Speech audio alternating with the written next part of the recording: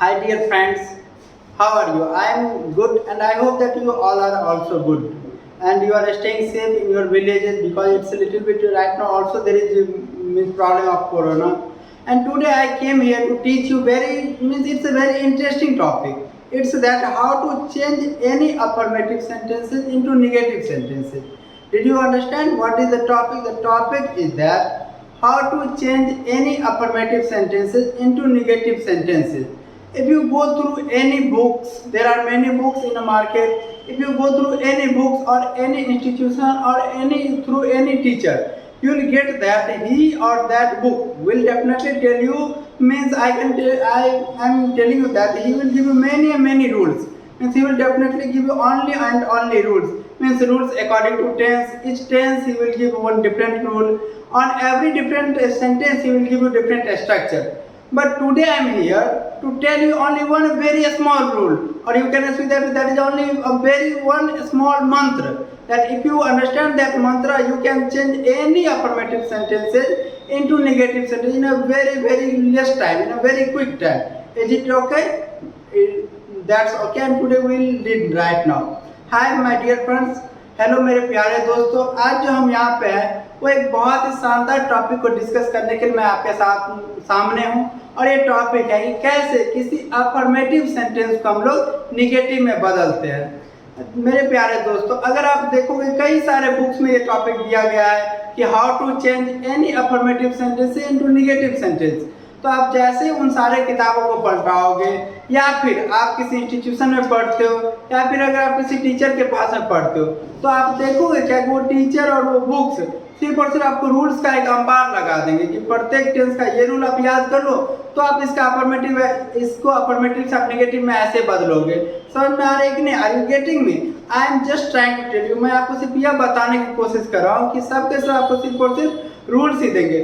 मैं आपको कोई रूल नहीं दूंगा, सिर्फ और सिर्फ एक छोटा सा मंत्र बताऊंगा, एक छोटा सा रूल है। अगर आप उस रूल को समझ गए तो आप किसी भी अफर्मेटिव सेंटेंस को, चाहे वो दुनिया का कितना भी बड़ा सेंटेंस क्यों ना हो, आप उसको 10 सेकेंड में, 10 सेकेंड क्या, जैसे आप क्वेश्चन सुनोगे, जिस मोमेंट पे क्वेश्चन समाप्त होता है उसी मोमेंट पे आप उसे नेगेटिव में बदल सकते हैं। समझ में आ रही है कि नहीं?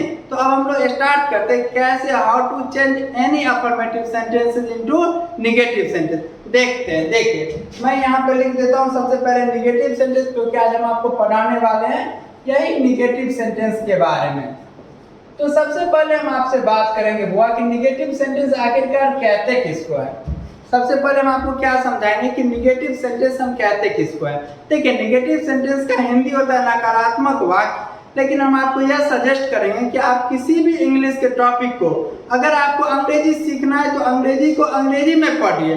तो इसीलिए आप इस सबके हिंदी वर्जन पे बिल्कुल भी ध्यान नहीं दीजिए। आपने अभी तक क्यों नहीं अंग्रेजी सीखा है? क्योंकि आप अंग्रेजी को भी हिंदी में सीखना चाहते हैं। इसीलिए आप जिस दिन से ये मन बना लेंगे कि इंग्लिश को इंग्लिश में सीखना है, उसी दिन से आप अंग्रेजी 50% सीख जाएंगे। तो हम लोग समझते हैं नेगेटिव सेंटेंस।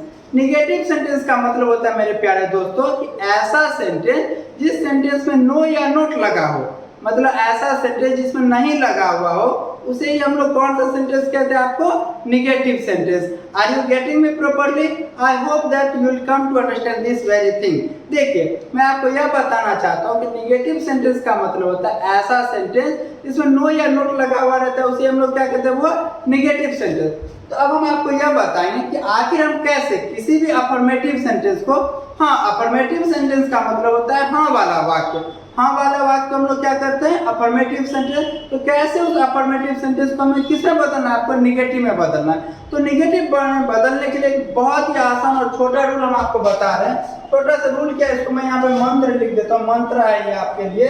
देखिए, ये मंत्र ये है कि आपको सबसे पहले उस सेंटेंस में ढूंढना होगा कि ऑक्सिलरी वर्ब क्या है।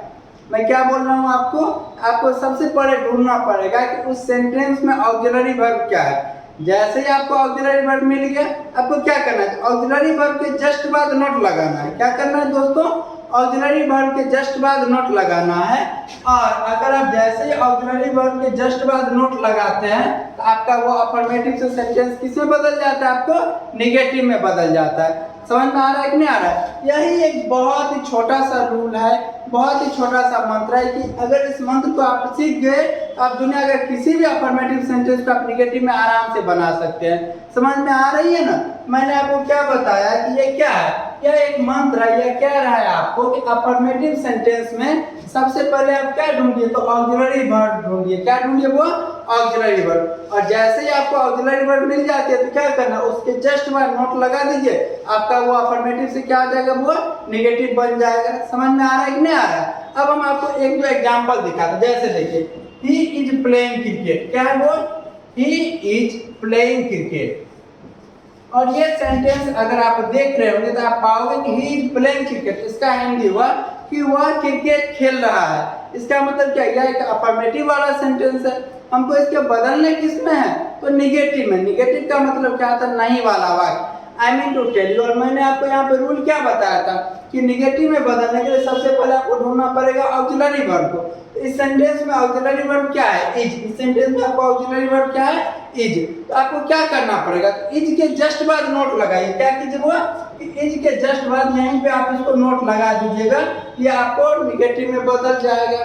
तो ये सेंटेंस क्या आ जाता है, he is not playing cricket. इसका निगेटिव क्या आ जाएगा, वो he is not playing cricket. क्या आ जाएगा इसका negative, he is not playing cricket. समझ में आ रहा है खूब बढ़िया से? क्या आप किसी भी अफर्मेटिव के सेंटेंस को निगेटिव में बदल सकते हैं कि नहीं बदल सकते हैं? इसको बदलने में जो आपको एक छोटा सा प्रॉब्लम आएगा, वो प्रॉब्लम आपको आएगा ऑक्सिलरी वर्ब के बारे में। वो प्रॉब्लम क्या होगा, वो ऑक्सिलरी वर्ब के बारे में। तो आज मैं आपको एक छोटा सा मतलब शॉर्ट नोट आपको मैं ऑक्सिलरी वर्ब पे भी दे देता हूँ, और उसके बारे में भी मैं आपको बता देता हूँ कि ऑक्सिलरी वर्ब क्या होता है। देखिए, तो यहाँ पे मैंने क्या दे दिया हेडलाइन, वो ऑक्सिलरी वर्ब।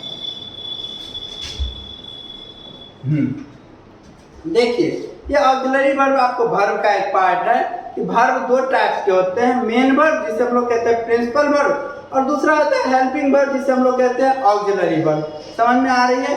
ये हेल्पिंग वर्ब को ही हम लोग ऑक्सिलरी वर्ब भी कहते हैं। और ऑक्सिलरी वर्ब आपको टोटल 24 होता है। ऑक्सिलरी वर्ब टोटल कितना होता है, वो 24 होता है। देखिए, मेरे अकॉर्डिंग अंग्रेजी को अगर किसी ने बर्बाद किया तो वो एक ही वर्ड अंग्रेजी में ईटीसी। कौन सा वर्ड दोस्तों, ईटीसी। क्योंकि आप देखो कई सारा बुक पढ़ा, वो क्या करता है, दो चार एग्जाम्पल दे दिया, उसके बाद ईटीसी लगा दिया। इसमें क्या होता है, बच्चा कंफ्यूजन नहीं रह जाता है, पता नहीं इसके बाद कौन होगा कौन नहीं होगा।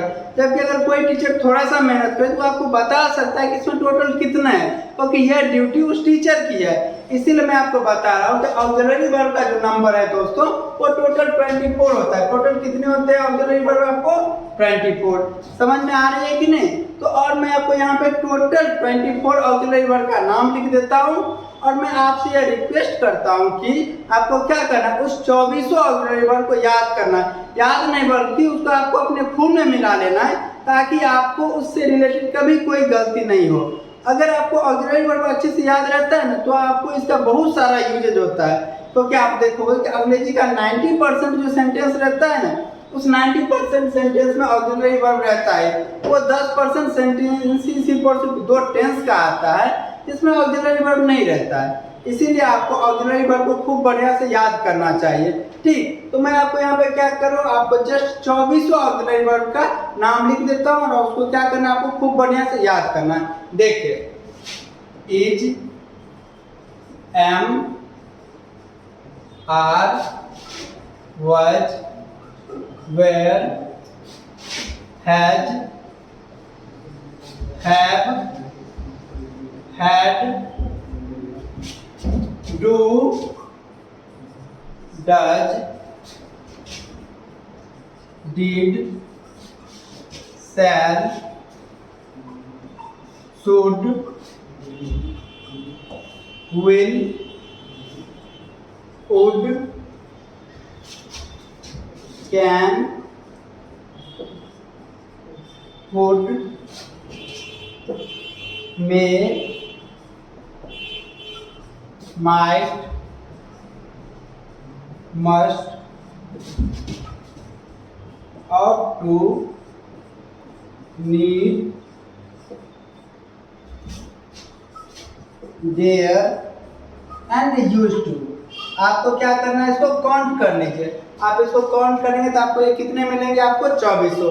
तो इस 2400 ऑक्सिलरी वर्ब को आपको क्या करना है, वो याद कर लेना है। समझ में आ रहे हैं? और याद करने से पहले आप मेरे साथ 1 या 2 बार प्रैक्टिस कर लीजिए, ताकि क्या फायदा होगा आपको कि इसका आपको राइट प्रोनाउंसिएशन पता चल जाएगा। अगर आपका प्रोनाउंसिएशन सही रहता है तभी आप उसको खूब बढ़िया से बोल पाते हैं। तो देखिए ये क्या है, is, am, are, was, were, has, have, had, do, does, did, shall, should, will, would, can, could, may, might, must और to, need, dare and used to. ये 24 क्या है, वो ऑक्सिलरी वर्ब। आपको क्या करना है कि जैसे निगेटिव बनाना है ना, आपको ढूंढना पड़ेगा कि इन सारे सेंटेंसेस में ऑक्सिलरी वर्ब कौन सा। जैसे ही आपको ऑक्सिलरी वर्ब मिल जाए तो क्या करना है, उसके जस्ट बाद आपको क्या करना है, वो नोट लगा देना है। तो आपको क्या हो जाता है, ये आपको निगेटिव में बदल जाता है। खूब बढ़िया से समझ में आ रही है ना, दैट्स वेरी गुड। तो आई होप कि अब आप खूब बढ़िया से समझ गए होंगे कि किसी भी सेंटेंस को कैसे अफर्मेटिव से निगेटिव में बदला जाए। लेकिन अब मैं आपको बताने के लिए जा रहा हूँ कि कुछ ऐसे टेंसेज हैं जिसके पास में, जिसके रूल में ऑक्सिलरी वर्ब रहता ही नहीं है। आई मीन कि जिसके अफर्मेटिव में आपको ऑक्सिलरी वर्ब रहेगा ही नहीं, तो आप उसको कैसे बदलोगे निगेटिव में। जैसे कि एग्जांपल के लिए मैं आपको दिखा रहा हूँ कुछ सेंटेंसेस। देखिए जैसे कि मान लीजिए आपको सेंटेंस है, I love you, I love you. देखिए अब बताइए क्या इसमें आपको ऑक्सिलरी वर्ब दिख रहा है एक भी। जो ऑक्सिलरी वर्ब मैंने आपको लिखाया था यहाँ पे देख सकते हैं कि इसमें से आपको कोई ऑक्सिलरी वर्ब वहाँ पे नहीं दिख रहा होगा, नहीं। इसीलिए आप क्या देख रहे हो कि इस ये जो सेंटेंस है, ये सेंटेंस थोड़ा सा अलग है और इस सेंटेंस में आपको कोई ऑक्सिलरी वर्ब नहीं है। तो मेरे प्यारे दोस्तों, इस तरह का सिर्फ और सिर्फ अंग्रेजी में 2 टेंस है, जिस 2 टेंसों के रूल में अपना उसका ऑक्सिलरी वर्ब नहीं होता है। और वो दोनों टेंस कौन कौन सा है उसके बारे में हम लोग खूब बढ़िया से देखते। देखिए वो 2 टेंस है आपको, एक है सिंपल प्रेजेंट टेंस, एक क्या है वो सिंपल प्रेजेंट टेंस, और दूसरा होता है जस्ट इसका पास्ट। जस्ट इसका क्या होता है, वो पास्ट। मतलब ये सिंपल प्रेजेंट है तो वो क्या हो जाएगा आपको सिंपल पास्ट, वो क्या हो जाता है सिंपल पास्ट टेंस। तो मेरे कहने का यह मतलब है कि ये जो 2 टेंस है ना, इस दोनों टेंसों के अफर्मेटिव के रूल में ऑक्सिलरी वर्ब नहीं होता है, जिस कारण से बच्चों को बनाने में दिक्कत हो जाता है।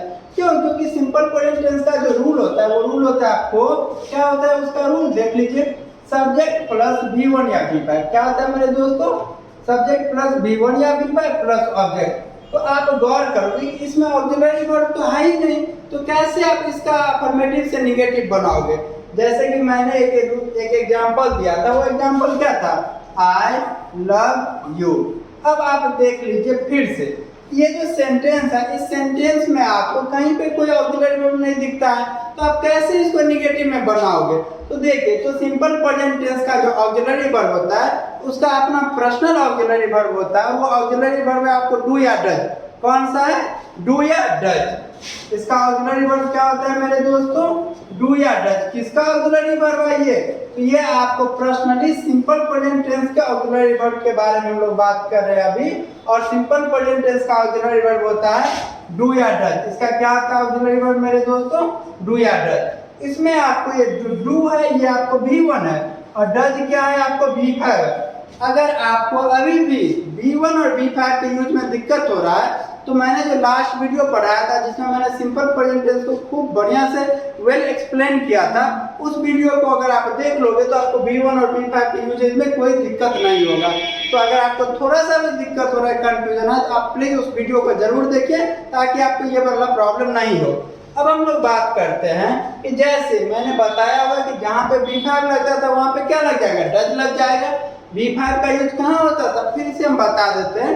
V5 का यूज होता था मेरे दोस्तों ही, सी, इट या कोई एक नाम रहने पे, ही, सी, इट या कोई एक नाम रहेगा वहाँ पे V5 होगा। और अगर इसके अलावा कोई भी दूसरा वर्ड रहेगा तो उसके बाद क्या, उसके साथ क्या रहेगा, आपको डू का यूज होगा। समझ में आ रहे कि नहीं आ रहे। तो अगर आपसे कोई पूछता है कि बताइए कि सिंपल प्रेजेंट टेंस को हम लोग कैसे निगेटिव में बनाएंगे, तो मैंने आपको जो छोटा सा मंत्र बताया था उसी का आपको यूज करना है। वो मंत्र क्या था कि ऑक्सिलरी वर्ब के जस्ट बाद नोट लगाना है। समझ में आ रहा है कि नहीं? आपको इस बात को कभी नहीं भूलना है। अगर कोई भी आपसे पूछते कि बताइए कि निगेटिव सेंटेंस कैसे बनाते हैं, आप उनको क्या बताओगे कि ऑक्सिलरी वर्ब के जस्ट बाद नोट लगा करके हम लोग किसी भी सेंटेंस को निगेटिव में बदलते हैं। तो इसमें भी ऑक्सिलरी वर्ब क्या हो गया, आपको डू डज। तो सबसे पहले आपको सब्जेक्ट लिखना पड़ेगा, सब्जेक्ट प्लस डू या does plus note plus V1। समझ में आ रहा है कि नहीं आ रहा है? Plus object, V1 plus object. कोई दिक्कत? इस रूल को आप याद नहीं करना है, बस आपको ये समझ में रखना है हमेशा क्या कि auxiliary verb simple present tense का डू डज होता है, इसीलिए इसके साथ क्या लगेगा, आपको डू डज लगेगा। कोई दिक्कत? हाँ, यहाँ पर एक यूनिवर्सल चीज आप याद रखोगे, वो यह रहता है कि डू डज और डिड, डू डज और डिड, इसके साथ हमेशा वर्ब का फर्स्ट फॉर्म ही आता है। मैंने क्या बोला आपको कि डू डज और डिड, इसके साथ अंग्रेजी में हमेशा किसी भी सेंटेंस में अगर डू डज डिड रहेगा तो उसके साथ वर्ब का कौन सा फॉर्म आता है, वो फर्स्ट फॉर्म आता है। तो इसको आप याद रखो। क्या याद रखेगा? डू डज या डिड। अगर ये सेंटेंस में रहेगा तो इसके साथ वर्ब का कौन सा फॉर्म आएगा, वो हमेशा V1 आता है। कोई दिक्कत? अब हम लोग बात करते हैं वो जो सेंटेंस लिखा था आपके लिए आई लव यू, इसको आपको अगर निगेटिव में बदलना पड़ेगा तो आप कैसे बदलोगे? सब्जेक्ट क्या है इसमें? आई, आप यहाँ पे लिख दीजिएगा आई। उसके बाद यहाँ पे डू या डज है, इसमें से आई के साथ बताइए डू लगेगा या डज लगेगा? तो आई के साथ मेरे दोस्तों डू लगेगा। क्या लगेगा यहाँ पे? डू। तो क्या हो जाएगा? I do not love you. क्या हो जाएगा? I do not love you. समझ में आ रहा है कि नहीं आ रहा है? इस तरह से आप किसी भी सिंपल प्रेजेंट टेंस के अफर्मेटिव सेंटेंस को आप आसानी से निगेटिव में बदल सकते हैं। समझ में आ गया होगा खूब बढ़िया से। और सेम इसी तरह का सेम होता है, कौन सा? वो सिंपल पास्ट टेंस। कौन सा टेंस? Simple past tense. उसके बारे में भी हम आपको जस्ट बता देते हैं। जिस तरह से सिंपल प्रेजेंट टेंस का रूल होता है, आपको सब्जेक्ट प्लस V1 या V5, इसको आप देख लेना, इसका स्क्रीनशॉट ले लीजिएगा। तो उसी तरह से सिंपल पास्ट टेंस का जो रूल होता है मेरे दोस्तों, वो रहता है आपको subject plus V2 plus object, subject plus V2 plus object. अब आप गौर कीजिए, इसमें भी आपको ऑक्सिलरी वर्ब नहीं दिख रहा होगा, तो मैं आपको बता देता हूँ कि जिस तरह से सिंपल प्रेजेंट टेंस का ऑक्सिलरी वर्ब होता है डू डज, तो मैंने क्या बोला कि इसी का जस्ट पास्ट फॉर्म है। तो मेरे दोस्तों डू डज का पास्ट ही होता है डिड, इसीलिए आपको सिंपल प्रेजेंट टेंस का auxiliary verb, simple present tense का ऑक्सिलरी वर्ब क्या हो जाएगा, बताइए तो जरा कॉमन सेंस का यूज करके। क्या हो जाएगा? डू डज का पास्ट क्या होता है? डिड। इसीलिए हम बोल सकते हैं कि सिंपल पास्ट टेंस का ऑक्सिलरी वर्ब क्या हो जाएगा आपको? डिड। तो अब आप बताइए कि सिंपल पास्ट टेंस को हम लोग कैसे निगेटिव में बनाएंगे? तो निगेटिव, किसी भी सेंटेंस को निगेटिव में बनाने का क्या रूल होता है कि ऑक्सिलरी वर्ब के जस्ट बाद नोट लगाना है। इसमें ऑक्सिलरी वर्ब क्या हो गया? आपको डिड हो गया। नहीं, आपको ढूंढना है कि सेंटेंस में क्या करना है कि डिड के जस्ट बाद नोट लगा करके आपको निगेटिव बनाना है। उसके लिए आपको रूल बना लीजिए। क्या देगा? Subject plus did plus not, और उसके जस्ट बाद क्या होना चाहिए? V1 फिर ऑब्जेक्ट। आप याद रखिएगा जो कि मैंने इससे पहले हाईलाइट करके लिखाया था, क्या कि डू डज और डिड, इसके जस्ट बाद हमेशा अंग्रेजी में V1 ही आता है। कोई दिक्कत? तो अब आप यहाँ पे हम आपको एक सेंटेंस देते हैं अफर्मेटिव का, फिर बोलेंगे कि उसको क्या करना है, आपको निगेटिव में बदलना। जैसे देखिए, ही प्लेड क्रिकेट। क्या है वो? He played cricket, he played cricket. अब देखते हैं ही प्लेड क्रिकेट, ये आपको किस टेंस का है? सिंपल पास्ट टेंस का। इसमें ऑक्सिलरी वर्ब तो है नहीं, लेकिन मैंने आपको बता दिया है मेरे दोस्तों कि क्या होता है सिंपल पास्ट टेंस का ऑक्सिलरी वर्ब आपको डिड। तो इसको क्या करना है? आपको निगेटिव में बनाना है। तो उसके लिए क्या है रूल? यहाँ पे सब्जेक्ट क्या है? सब्जेक्ट यहाँ पे ही, सब्जेक्ट क्या है? ही। इसके साथ यहाँ पे ऑक्सिलरी वर्ब क्या है? डिड। तो क्या लगा देंगे हम लोग? डिड। और उसके बाद जस्ट क्या आता है? आपको हमेशा नोट आता है, तो ही डिड नॉट। और मैंने क्या बताया आपको कि डू डज डिड के बाद हमेशा वर्ब का कौन सा फॉर्म आता है? First form. इसीलिए प्लेड का फर्स्ट फॉर्म क्या रहेगा? Play. He did not play cricket, he did not play cricket. तो आप समझ गए खूब बढ़िया से। आई होप कि अब आप खूब बढ़िया से समझ गए होंगे कि कैसे किसी भी अफर्मेटिव सेंटेंस को निगेटिव में कैसे बदला जाता है। कोई दिक्कत? एक बार और मैं बता देता हूँ कि किसी भी अफर्मेटिव सेंटेंस को अगर निगेटिव में बदलना होता है तो सबसे पहले आप क्या ढूंढिए कि उस सेंटेंस का ऑक्सिलरी वर्ब ढूंढिए। अगर आपको ऑक्सिलरी वर्ब मिल जाता है तो ऑक्सिलरी वर्ब के जस्ट बाद नोट लगा करके आप किसी भी अफर्मेटिव को किसमें बना सकते हैं, वो निगेटिव में बना सकते हैं। ये आपको यूनिवर्सल रूल है, ये आपको प्रत्येक सेंटेंस में काम करेगा। हाँ, इसके साथ मैंने आपको बताया था कि एक्सेप्शन के तौर पे, मीन्स अपवाद के तौर पे आप याद रखिए कि दो टेंस, सिंपल प्रेजेंट टेंस और सिंपल पास्ट टेंस, ऐसा टेंस होता है जिसके रूल में ऑक्सिलरी वर्ब होता ही नहीं। क्यों? क्योंकि उसका ऑक्सिलरी वर्ब वो अपना अलग से रखता है। तो सिंपल प्रेजेंट टेंस का ऑक्सिलरी वर्ब हो जाता है आपको डू डज। तो क्या करते, इसीलिए आप यहाँ से खुद भी रूल बना सकते हैं कि subject plus do does plus not plus V1 plus object. उसी तरह से सिंपल पास्ट का क्या है, subject plus did plus not plus V1 plus object. तो समझिए खूब बढ़िया से ना। आई होप कि अब आप खूब बढ़िया से समझ गए होंगे। अगर आपको वीडियो अच्छा लगता है तो इसको लाइक, कमेंट एंड शेयर जरूर कीजिए। अगर आपको इस टॉपिक से रिलेटेड थोड़ा सा भी कहीं भी कंफ्यूजन हो या मन में डाउट हो तो आप जरूर कमेंट करके बताइए। हालांकि पिछले क्लास में बहुत सारे बच्चों ने ये कंप्लेंट किया था कि सर यहाँ पे इको साउंड प्रॉब्लम था, तो उसको मैंने बहुत हद तक सॉल्व करने की कोशिश करा है। अगर आपको टेक्नोलॉजी से भी रिलेटेड कोई प्रॉब्लम दिखती है आप उसके लिए भी कमेंट कीजिए, हम जरूर उसको सुधारने की कोशिश करेंगे। तो आज के लिए इतना ही। Bye, good night, will take care of yourself.